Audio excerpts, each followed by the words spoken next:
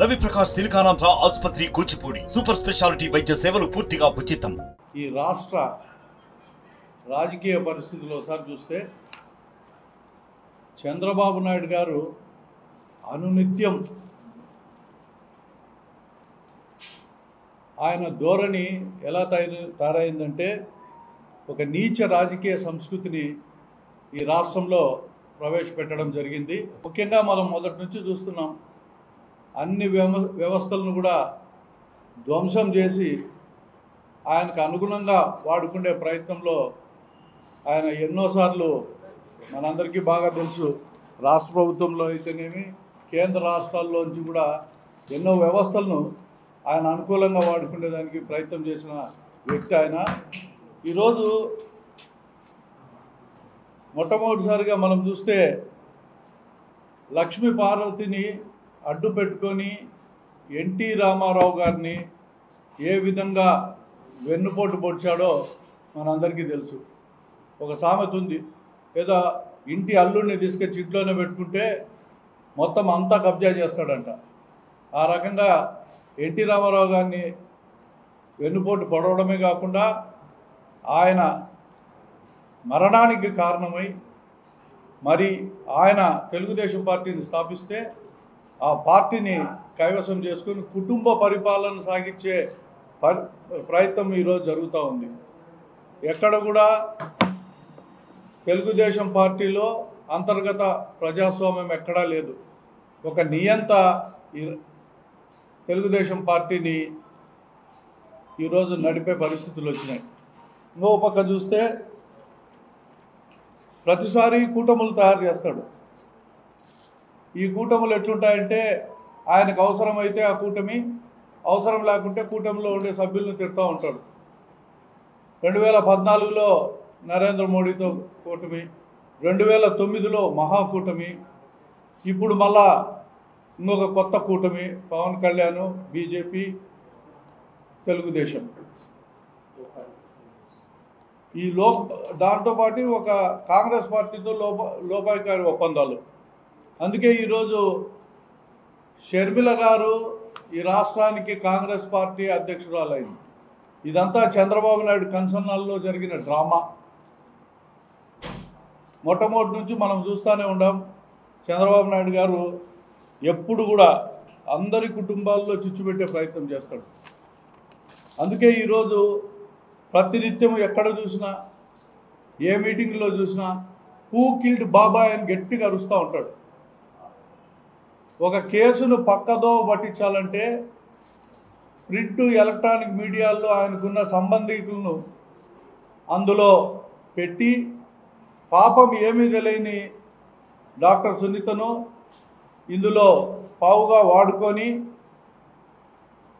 ఒక ప్రముఖ ఛానలు, పత్రికల్లో గడిచిన 2-3 సంవత్సరాల నుంచి నిత్యం కథనాలు రాస్తూ ప్రజలను తప్పుదోవ పట్టించి జగన్మోహన్ రెడ్డి గారిపైన, అవినాష్ రెడ్డి గారిపైన, భాస్కర్ రెడ్డి గారిపైన, అలాగే శంకర్ రెడ్డి గారిపైన, ఇలా అందరిపైన ఎవరైతే జగన్మోహన్ రెడ్డికి ముఖ్యంగా ఉంటారో, రాజకీయంగా తోడుంటారో వాళ్ళందరిపైన బురద జల్లే ప్రయత్నం ఈరోజు చేసే ప్రయత్నం చేస్తూ ఉన్నారు.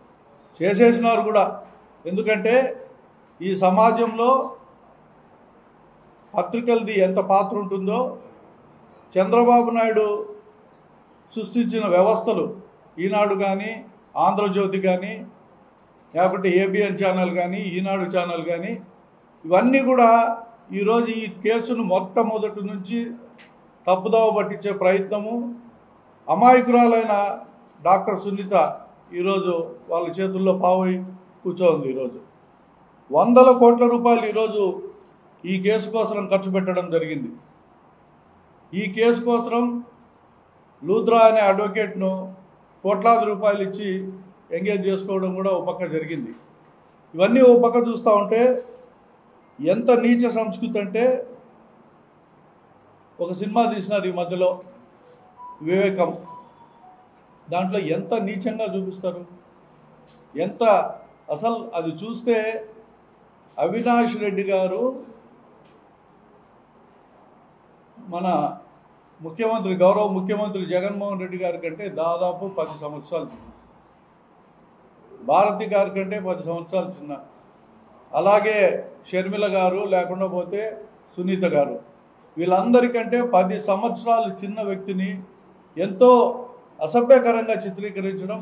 నేను ఒకటే అడుగుతున్నాను ఈరోజు షర్మిల గారిని కానీ సునీత గారిని కానీ, మీరు అవినాష్ రెడ్డి గారిని చిన్నప్పటి నుంచి చూసి ఉంటారు, మీరు చిన్నప్పటి నుంచి ఆడుకుని ఉంటారు. ఆయనలో ఎప్పుడైనా నేర ప్రవృత్తి ఎక్కడైనా గమనించారా?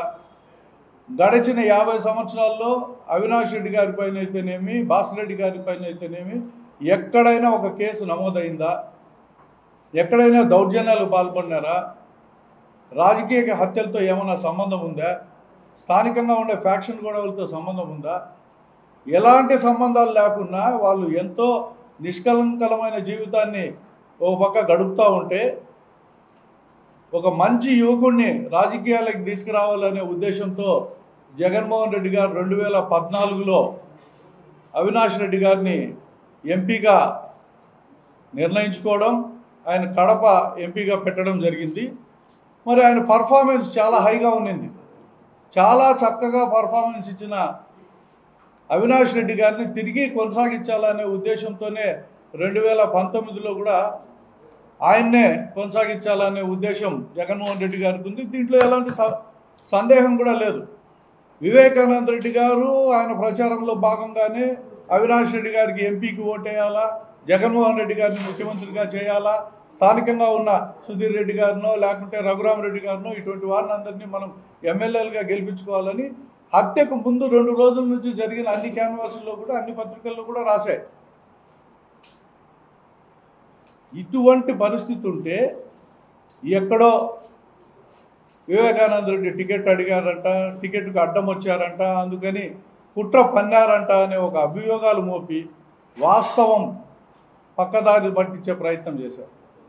మొట్టమొదట మీకు ఇంతకుముందే తెలుసు, చాలా విషయాలు ఇప్పటికే పుంకాలుగా పత్రికల్లో వచ్చినాయి. నాకున్న సమాచారం ప్రకారం కూడా ఈ కేసు అంతా కూడా చంద్రబాబు నాయుడు గారు కేవలం రాజకీయ ప్రయోజనాల కోసం వాడుకునే ప్రయత్నం చేస్తారు. ఎలాగో ఒక అంశం దొరికింది, జగన్మోహన్ రెడ్డి గారి పైన బురద చల్లాలా, ఆయన రాజకీయ జీవితం పైన బురద చల్లాలా, ఆ కుటుంబం ఫ్యాక్షన్తో సంబంధం ఉందని చెప్పి దాన్ని పూర్తిగా ఎస్టాబ్లిష్ చేయాలా. ఇటువంటి పరిస్థితులు, ఎందుకంటే జగన్మోహన్ రెడ్డి గారి జీవితం ఎక్కడ కూడా 2009 నుంచి ఈ రోజు వరకు పులివెందుల తాలూకాలో ఆయన ఎక్కడ కూడా ఏ రకమైన ఫ్యాక్షన్ కానీ, ఏ రకమైన గొడవలు కానీ, ఎక్కడ కూడా ఏ అవినీతిని కూడా ప్రోత్సహించిన వ్యక్తి కానే కాదు. ఆయన ఎంతో ఇష్టంగా రాజకీయాల్లో ప్రజలకు సేవ చేయాలనే ఉద్దేశంతో వచ్చిన వ్యక్తి. మరి అటువంటి వ్యక్తి పైన బురద చల్లాలా? రాజకీయంగా విభేదించిన కుటుంబం. ఈరోజు కాంగ్రెస్ పార్టీ ఉంటే డిఫరెంట్ ముఖ్యమంత్రులు ఉంటారు కాబట్టి టార్గెట్ చేసే అవకాశం లేదు. కేవలం వైఎస్ఆర్ ఫ్యామిలీని టార్గెట్ చేయాలనే ఉద్దేశంతోనే ఈరోజు చంద్రబాబు నాయుడు గారికి కుట్ర పన్నారు. దాంట్లో పావులుగా ఈరోజు సునీత గారు కానీ, లేకుండా పోతే మన షర్మిల గారు కానీ ఇరుక్కున్నారు. ఈరోజు షర్మిల గారు కడపలో పర్యటనలో కొంగు దాచుకొని మా చిన్నాయన చంపారు అని చెప్పి ఎంత బహిరంగంగా చెప్తుందంటే నిస్సిగ్గుగా. అది చెప్పాల్సిన అంశమా? ఈరోజు రాజకీయ పోరాటం చేసేదానికి షర్మిల గారు వచ్చినారా, లేకుండా పోతే ఆమె చెల్లెలకు న్యాయ పోరాటం కోసం వచ్చినారని తేల్చుకోవాల్సిన సమయం ఆసన్నమైంది. సునీత గారైనా సరే న్యాయ పోరాటం చేస్తే రాజకీయ పోరాటం పక్కన పెట్టాలి. షర్మిల గారు రాజకీయ పోరాటం చేస్తే ఈ కేసు తేలినంత వరకు దయచేసి మీరు పెదవులు ఇప్పాల్సిన అవసరం లేదు. అసత్య ప్రచారాలు చంద్రబాబు నాయుడుతో సహా మీరు కూడా చేయడం మొదలు పెడితే ఈ సమాజంలో తప్పుడు సంకేతాలు పోతాయనే విషయాన్ని గుర్తుపెట్టుకోవాలి. కాంగ్రెస్ పార్టీ ఈరోజు 1.5% ఆఫ్ ఓట్లతో ఈ రాష్ట్రంలో ఉంటే దానికి అధ్యక్షురాలు పదవి తెలంగాణ నుంచి వచ్చి నువ్వు తీసుకొని ఏమి సాధించాలని వచ్చావు? ఇక్కడికి ఎవరి మీద కక్ష సాధించాలని వచ్చావు? ఎవరి కబంధ హస్తాల్లో మీరు ఇరుక్కున్నారు? చంద్రబాబు నాయుడు గారు మీ పైన అత్యంత ప్రేమ. అంటే చంద్రబాబు నాయుడు గారి ప్రేమ అంటే ఆయన ఛానళ్ళకైతేనేమి, ఆయన పేపర్లకైతేనేమి ఎంతటి ప్రేమ. నేను మనకు ఒక పేపర్లో చూస్తే మొదటి పేజీ, రెండో పేజీ, మూడో పేజీ, నాలుగో పేజీ, ఏ పేజీలో చూసినా కూడా కాలంల మీద కాలంలో షర్మిల గారి పర్యటన గురించి. అది జగన్మోహన్ రెడ్డి గారి పర్యటన అయితే ఎక్కడ రావు, ఏదో చిన్నది పెడతారు అంతది. ఎందుకు ఇంత అసత్య ప్రచారాలు చేసే వ్యక్తులందరినీ మనం ప్రమోట్ చేస్తున్నామో కూడా ఈ సందర్భంగా ఈ ఛానళ్ళు కూడా అర్థం చేసుకోవాల్సిన పరిస్థితులు ఉన్నాయి. ఇప్పుడు ఇవన్నీ ఒకసారి చూస్తా అంటే చంద్రబాబు నాయుడు గారు మనకు తెలుసు ఈరోజు విధి లేని పరిస్థితి, దిక్కులేక ఓటమి చెందుతామని తెలుసుకొని పవన్ కళ్యాణ్తో చెలిమి ఓ పక్క. అది చాలే, ఈ వ్యవస్థలన్నింటినీ మేనేజ్ చేయాలా, వ్యవస్థలను మేనేజ్ చేస్తే నేను గడ్డన పడతానేమో అనే ఉద్దేశంతో బీజేపీలో పొత్తు. ఇటువంటి ఆలోచనతో ఎక్కడ కూడా ప్రజలకు సేవ చేయాలని లేదు. నేను గమనించాను వ్యక్తిగతంగా చంద్రబాబు నాయుడు గారిని. ఆయనకు ఉన్నంత క్రిమినల్ బ్రెయిన్, నేను 25 సంవత్సరాలు తెలుగుదేశం పార్టీలో ఉంటే ఒక క్రిమినల్ బ్రెయిన్తో ప్రవర్తించే వ్యక్తి చంద్రబాబు నాయుడు గారు. అది ఎవరికి బయటకు అర్థం కాదు. ఒక ఎమ్మెల్సీని గెలిపించుకునేదానికి, వివేకానంద రెడ్డిని ఓడగొట్టేదానికి స్పెషల్ చార్టెడ్ ఫ్లైట్లు పెట్టి లక్షల రూపాయలు, అంటే ఒక్కొక్కరికి 20 లక్షలు 30 లక్షల రూపాయలు డబ్బులు ఇచ్చి ఎంపీటీసీలను జెడ్పీటీసీలను కొనుగోలు చేసి తీసుకొని పోయి పాండిచేరిలో పెట్టి ఓట్లు ఇచ్చుకునే పరిస్థితులు. అంటే ఎంతటి వరకైనా పోతాడు ఆయన, ఎంత ఎక్స్టెంట్కైనా సరే. ప్రజాస్వామ్యంలో విలువలు లేవు ఆయనకు. అది మనం గమనిస్తే ఇంకో పక్క మనం చూసినాం 23 మంది ఎమ్మెల్యేలను ఏ రకంగా కొన్నాడో, ఈ 23 ఎమ్మెల్యేల్లో ఎంతమందికి మంత్రి పదవులు ఇచ్చినాడో, వీళ్ళ పరిస్థితులు ఏమైనాయో కూడా అందరికీ బాగా తెలుసు. అంటే ప్రజాస్వామ్యము ఈ తెలుగుదేశం పార్టీలో కానీ చంద్రబాబు మనసులో కానీ ఎక్కడా ఉండదు. ఎప్పటికప్పుడు సూట్ కేసులు పట్టుకొని వస్తే డబ్బులకు టికెట్లు అమ్ముకునే ప్రయత్నము, కొత్త వాళ్ళని తీసుకొచ్చి రాజకీయాల్లోకి పెట్టి వాళ్ళ దగ్గర డబ్బులు తీసుకునే ప్రయత్నం తప్పనిచ్చి ఇంకోటి ఏమీ లేదు. అక్కడ తెలుగుదేశం పార్టీ త్వరలోనే మూతపడే పార్టీ. ఇది తెలుసుకొనే ఈరోజు ఆయన డబ్బులకు టికెట్లు అమ్ముకునే ప్రయత్నం చేసినాడు. దాదాపు 30-40 సీట్లు పైన డబ్బులకు అమ్మేసినాడు. 100 కోట్ల రూపాయల డబ్బులు తీసుకొని ఈరోజు మన కళ్ళ ముందర వేమిరెడ్డి ప్రభాకర్ రెడ్డి, ఆయన పెమ్మసాని చంద్రశేఖర్, ఇంకొక ఆయన ఒంగోలు ఎంపీ మాగుంట శ్రీనివాసరెడ్డి, వీళ్ళంతా 100 కోట్ల రూపాయల డబ్బులు ఇచ్చి టికెట్లు తెచ్చుకున్నారు. కడప జిల్లాలో కూడా మీరు చూస్తే తెలుగుదేశం పార్టీలో పోటీ చేసే వాళ్ళందరూ కూడా డబ్బులు కడితేనే టికెట్లు ఇచ్చినారు. డబ్బులు లేకుంటే ఎవరికి టికెట్ లేవు. అంటే వీళ్ళంతా ప్రజాసేవ చేయాలనే లక్ష్యం ఉందా వీళ్ళల్లో? జగన్మోహన్ రెడ్డి ఒక మొగాడు. ఆయన అభ్యర్థులను సెలెక్ట్ చేయడమే కాకుండా వాళ్ళ దగ్గర పని చేయించే ఒక సంస్కృతి ఉండే వ్యక్తి ఆయన. ఈరోజు జగన్మోహన్ రెడ్డి గారు ఎన్నో సంక్షేమ పథకాలు తీసుకొచ్చినారు. రాజశేఖర్ రెడ్డి గారు ముఖ్యమంత్రిగా ఉండేటప్పుడు పేదరిక నిర్మూలన చేయాలనే ఒక లక్ష్యం. ఇది అర్థం కాక చాలామంది అనుకుంటారు ఆయన ఏం చేసినాడు అని. ఒక ఆరోగ్యశ్రీ పథకం అయితేనేమి, ఒక ఫీజు రీయింబర్స్మెంట్ అయితేనేమి, ఇట్లాంటి ముఖ్యమైన పథకాలు పేదరికం నిర్మూలనకు తొలిమెట్టు. అటువంటిది జగన్మోహన్ రెడ్డి గారు రాజకీయాల్లోకి వచ్చినాక ఇంకొక 2 అడుగులు ముందుకేశాడు. ఏసీ ఈరోజు ఇంకా సంక్షేమం తీసుకుపోయి ఈరోజు పేదరికాన్ని ఈ రాష్ట్రం నుంచి పారదోలే ప్రయత్నం జగన్మోహన్ రెడ్డి గారు ఇంకో పక్క చేస్తున్నారు. ఆయన సాధించిన విజయాలు ఇవి. చంద్రబాబు నాయుడు గారు కూడా 3 సార్లు ముఖ్యమంత్రి. ఎప్పుడు ముఖ్యమంత్రిగా ఉన్నా కొత్త పథకాలు, ఆ పథకాలు అరకొరగా చేయడము, ఆ ఎన్నికలు అయిపోతానే అవన్నీ అటకెక్కించడము, మళ్ళా కొత్తగా ప్రామిస్ చేయడము, మళ్ళా కొత్త పథకాలు పెట్టడము, అవి కూడా కొంతమందికి ఇవ్వడము, మళ్ళీ ఎత్తేయడము. ఇట్లా ఇప్పుడు సూపర్ 6 అంట. ఈ సూపర్ 6 ఒక ఫ్లాప్ 6. మేము చెప్పాము ఎన్నోసార్లు, నెల 15 రూపాయలు ఎట్లు ఇస్తావయ్యా, ఎంతమంది ఉంటే అంతమందికి ఇస్తావు అని చెప్తాడు అబద్ధాలు. ఇది సాధ్యమవుతుంది. నేను సంపద సృష్టిస్తాను అంటాడు. ఈ రాష్ట్రము సంపద సృష్టించేదానికి చంద్రబాబు ఒకడే చేత అవుతుందా? జగన్మోహన్ రెడ్డి గారు సంపద సృష్టించలేదా? మనకేం జిఎస్టీ వసూళ్లలో గణనీయంగా పెరుగుదల లేదా ఈ రాష్ట్రంలో? దేశంలోనే జిఎస్టీ వసూళ్లు ప్రతినిత్యం ప్రతి నెల కూడా పెరుగుతూ ఉన్నాయి. కొత్తగా ఈయన వచ్చి సంపద సృష్టించే అంత అవసరం ఏం లేదు. ప్రతినిత్యము సంపద మన రాష్ట్రానికి వస్తూనే ఉంటుంది.